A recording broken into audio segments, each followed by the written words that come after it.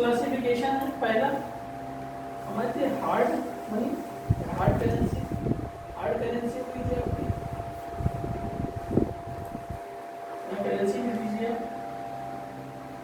Hard currency. Second कौन है आपकी सॉफ्ट, इसका अपोजिट के फंक्शन के लिए। ये पूरा सिस्टम जो पढ़ा जा रहा है ये फॉरेन एक्सचेंज के लिए पढ़ा जा रहा है। फॉरेन एक्सचेंज एक कंट्री का दूसरे कंट्री से क्यों पढ़ा जा रहा है? क्योंकि एक कंट्री की कैपिटल और दूसरे कंट्री के दोनों में गुड्स एंड सर्विसेज का क्या हुआ, एक जगह से दूसरी जगह मूवमेंट हुआ, ट्रांजेक्शन हुआ। इसके थ्रू कौन सी मनी एक जगह से फ्लो हो रही है, इनफ्लो हो रहा है, आउटफ्लो हो रहा है, और किस करेंसी में ज्यादा ट्रांजेक्शंस हो रहे हैं, उन ट्रांजेक्शंस के बेसिस में उनको कैटेगराइज किया है।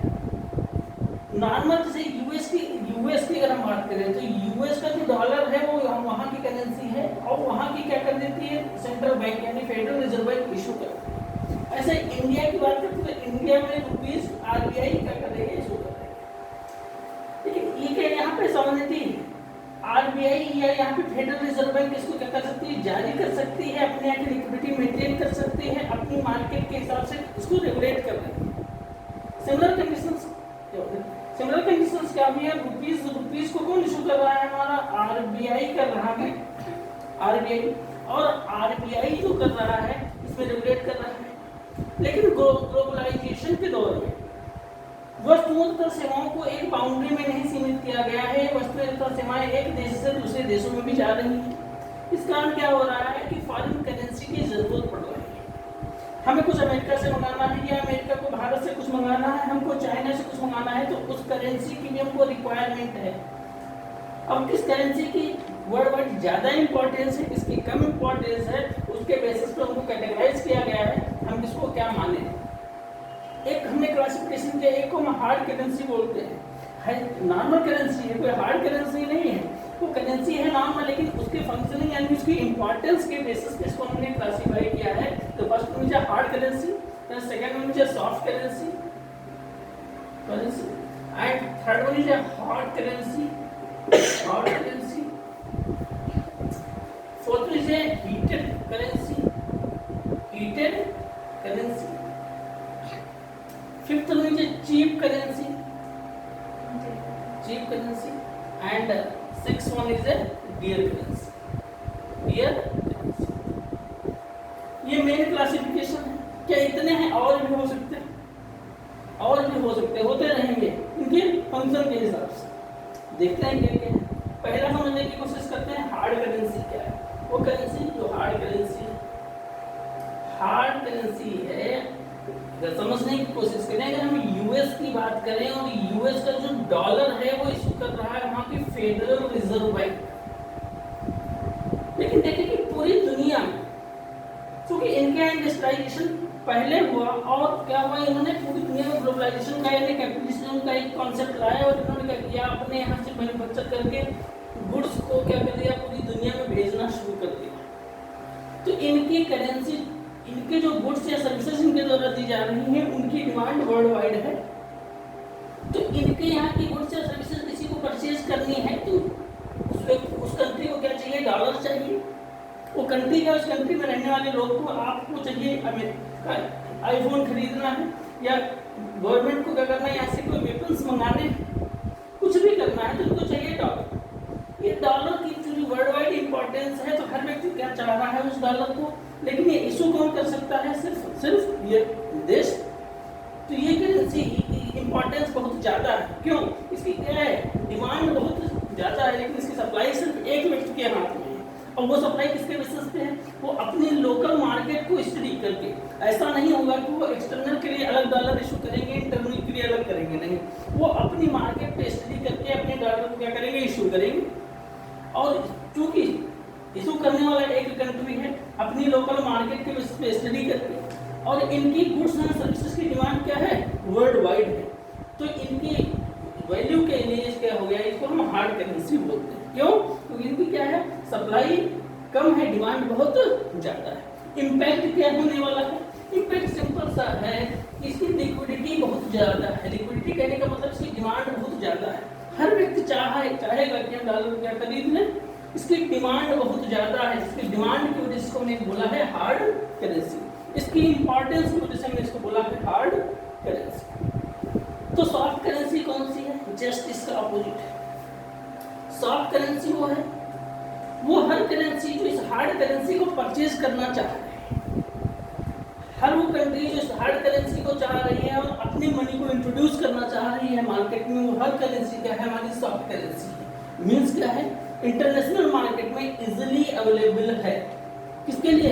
एक्सचेंज होने के लिए, easily available for the exchange और विद पर्पस टू मेंटेन क्या होगा? एक्सटर्नल ट्रेड, इंपोर्ट और एक्सपोर्ट। मेनली इंपोर्ट के लिए ही होता है, हम करते हैं एक्सपोर्ट के लिए। हार्ड हो गई है हमारी सॉफ्ट। इसके बेसिस पे हमने बोला थर्ड वन, हमने बोला हार्ड करेंसी। अब हार्ड करेंसी कुछ अलग नहीं है, हार्ड करेंसी को ही लिखने का तरीका था।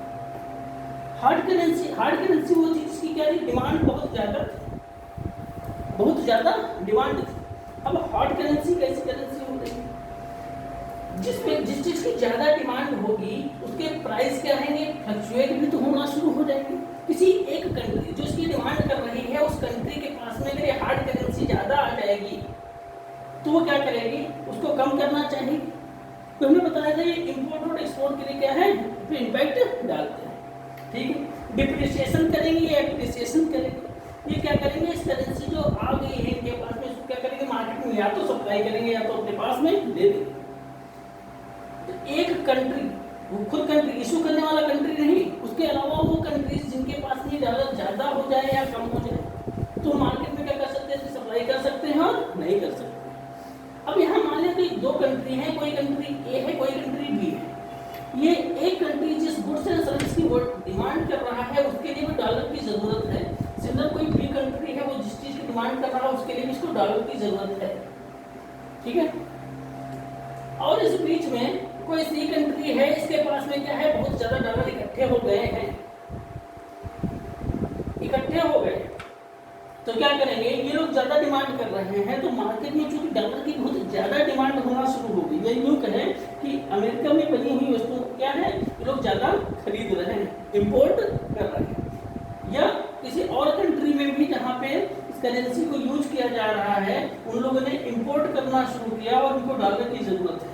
ये डॉलर कहाँ पे है? एक थर्ड कंट्री के पास में है, और ये खुद यूएसए के पास में तो होंगे ही होंगे। इन कंट्रीज में इसकी डिमांड इस समय क्या है? बहुत ज़्यादा है, इनको चाहिए ही चाहिए कुछ नया खरीदना। इंडिया को अचानक से राफेल खरीदना पड़ गया तो इनको रुपये की जरूरत पड़ जाए, तो ऐसी कुछ सिचुएशन हो तो इस करेंसी को ये किसी भी प्राइस में खरीदना ही चाहेंगे। जब इस प्राइस में खरीदना चाहेंगे तो ये वाला कंट्री इनको कम प्राइस में नहीं, इनके बड़े हुए प्राइस में देना चाहिए। इस सिचुएशन में इस डॉलर के क्या हुए? प्राइस बढ़ गए। तो डॉलर की उस कंडीशन में, कंडीशनल डिमांड में बढ़ने की वजह से जो प्राइस इनहेंस हुए, एक्चुअली इतने नहीं होने चाहिए थे, ये इनकी एकदम सडन डिमांड थी। कैसे डिमांड थी?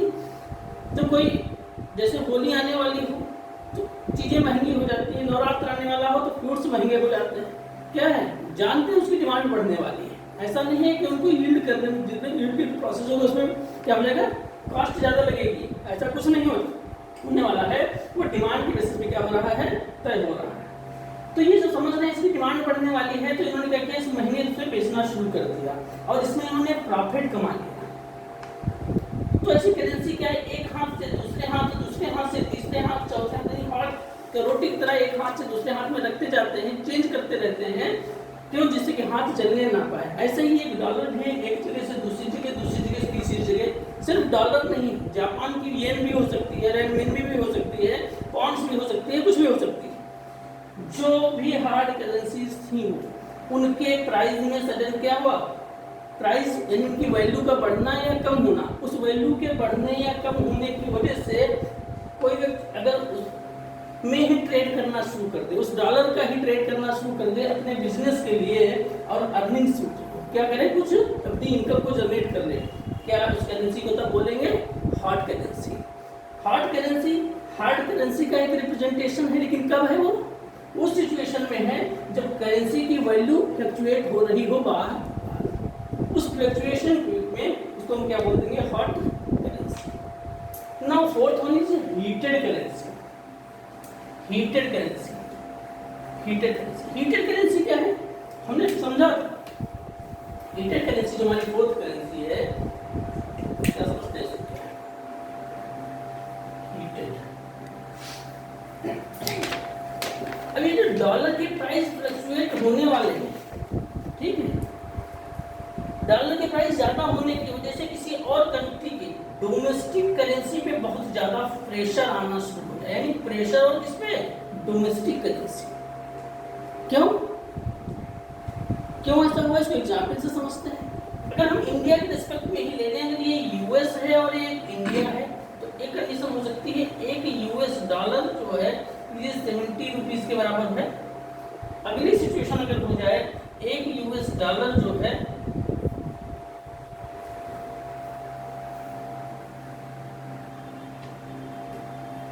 60 रुपीज के बराबर है। कहने में तो क्या है, ये वैल्यू रुपीज की बढ़ रही है, लेकिन ये वैल्यू रुपीज की बढ़ रही है, इसमें होने वाला है। जरा देखिए, कोई व्यक्ति $1 खर्च करके इंडिया से कितना, अगर मान लेते हैं एक कैंडी खरीदता है और एक कैंडी का प्राइस 1 रुपीज है, तो एक यूएसए का कोई व्यक्ति इंडिया से कितनी 70 कैंडी खरीद सकता था। सिमिलर क्या है, अब $1 में वो कितनी खरीद पा रहा है, 60 कैंडी खरीद रहा है। इस सिचुएशन में जो यूएसए का व्यक्ति है वो क्या, ये जो अमाउंट कम खरीद पा रहा है, अपने वैल्यू कम होने की वजह से क्या खरीदना चाहेगा, वो अवॉइड करेगा। तो इसका इम्पैक्ट भारत में किस पे होने वाला है, भारत के एक्सपोर्ट पे निगेटिव इम्पैक्ट होगा। तो इस निगेटिव इफेक्ट से बचने, ये क्यों हो रहा है, ये जो हार्ड करेंसी है इसकी वैल्यू की वजह से डोमेस्टिक करेंसी पे प्रेशर आ गया। तो इस डोमेस्टिक करेंसी को हमको इस तरीके से मैनेज करना पड़ेगा कि हमारा रेट जो है फर्क ना पड़े। तो ये गवर्नमेंट इंटरवीन करती है, हमारी सेंट्रल बैंक इंटरवीन करती है, उस प्राइस को चेंज करती हैं, जिससे कि हमारा एक्सपोर्ट प्रभावित ना हो। तो ये क्या हो गया आपका हीटेड करेंसी। हीटेड करेंसी क्या है, किसी हार्ड करेंसी की वजह से, किसी हॉट करेंसी की वजह से डोमेस्टिक करेंसी के ऊपर एक्सटर्नल प्रेशर का एक्सर्ट होना। ठीक है, कौन सी डोमेस्टिक करेंसी की बात कर रहे हैं, जिसकी वजह से उसको अपने प्राइस यानी वैल्यू को चेंज करना पड़ जाए, तो उसको क्या बोल देते हैं हम, हीटेड करेंसी। Heated currency. आपने वो हॉट पढ़ लिया, आपने हीटेड पढ़ लिया, इसका फिफ्थ वन क्या है, cheap currency. Cheap currency and dear currency. ये क्या है, यही जो पहला वाला फंक्शन आपने पढ़ा था, कौन सा पढ़ा था, हीटेड करेंसी। हीटेड करेंसी वाला आपने पढ़ा, ठीक है। हॉट करेंसी की वजह से हमारी डोमेस्टिक करेंसी के ऊपर फर्क पड़ना शुरू होता है, तो हमने बोला था हीटेड करेंसी। तो चीप और डियर करेंसी क्या है, तो हमारी क्या होती है, सेंट्रल बैंक इंटरवीन कर देती है कि हमें इंडिया में लिक्विडिटी को मेंटेन करना है कि लिक्विडिटी को बढ़ाना है। यदि लिक्विडिटी को या तो बढ़ाएंगे या तो लिक्विडिटी को कम करेंगे।